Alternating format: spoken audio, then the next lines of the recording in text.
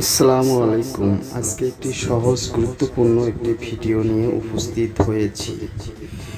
একটি মন্ত্র দিয়ে কয়েকটি কাজ করা যায়। প্রথমে বলবো, যারা অনেকে ধরা খেয়েছেন, ব্যর্থ হয়েছেন, কোনো ফলাফল পাচ্ছেন না, শুধু তাদের জন্য এই ভিডিওটি নিয়ে আমি উপস্থিত হয়েছি। কখন, কোন সময়, কিভাবে কোন কাজটি করবেন আজ এই ভিডিওর মাধ্যমে বলে দেওয়া হবে। যদি আপনি কাউকে ভালোবাসেন, সেক্ষেত্রে আপনাকে কি করতে হবে, যাকে ভালোবাসেন বা বাসবেন তার কাপড় যে গোসল করে যে রৌদ্রে দিয়ে রাখে, সেক্ষেত্রে আপনি মন্ত্রটি মাত্র 40 বার পাঠ করে 3টি দম দিবেন। দেওয়ার পরে গেরো দিবেন। দেখবেন সাথে সাথেই যখন কাপড়টি পরিধান করবে, করার সাথেই আপনার জন্য অস্থির হয়ে আসবে। কিন্তু সেক্ষেত্রে তার নাম উল্লেখ করে দম দিতে হবে। 2 নাম্বার, যদি তাও পাঠ করতে না পারেন, তাহলে আপনি সেই মেয়ের পরিধান কাপড়ের এক কোণায় যে কোনো সুগন্ধি দিয়ে লিখবেন।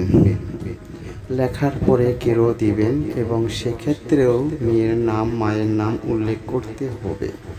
দেখবেন পরিধান করার সাথে সাথেই আপনার জন্য অস্থির হয়ে উঠবে। 3 নাম্বার, যদি আপনি কোনো আমলে সফলতা লাভ করতে চান বা আপনার লাভ হচ্ছে না, সেক্ষেত্রে আপনি এই মন্ত্রটি 41 বার পাঠ করতে হবে। কখন, কোন সময়? ঈশান নামাজের পর নিরিবিলি স্থানে বসে প্রথমে দুরূদ ইব্রাহিম 11 বার পাঠ করবেন। আপনি যে নিয়তে কাজটি করবেন, ইনশাআল্লাহ সেই নিয়তটি সফল হবে। কিন্তু আপনি প্রশ্ন করতে পারেন, আমি যদি ধন দৌলত সয় সম্পত্তি লাভের জন্য চাই, লোভে পাপ, পাপে মৃত্যু, সেই ধরনের ব্যক্তিদের কাজ হবে না। কেননা আপনার লোভ বেশি।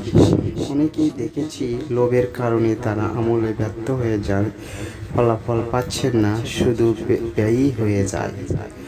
আপনাদেরকে কোনো লোভ করা যাবে না। মনে করতে হবে আপনার কিছুই নেই, আপনার সেইভাবে আপনি কান্নাকাটি করতে হবে। আপনি যে নিয়তে যাবেন, ইনশাল্লাহ সেই নিয়তটি পূর্ণ হবে।